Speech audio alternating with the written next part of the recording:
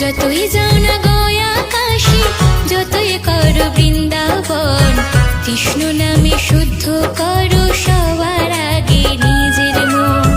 যতই যাও না গয়া কাশী, যতই করো বৃন্দাবন, কৃষ্ণ নামে শুদ্ধ করো সবার আগে নিজের মন। কৃষ্ণ নামে শুদ্ধ করো সবার আগে নিজের মন।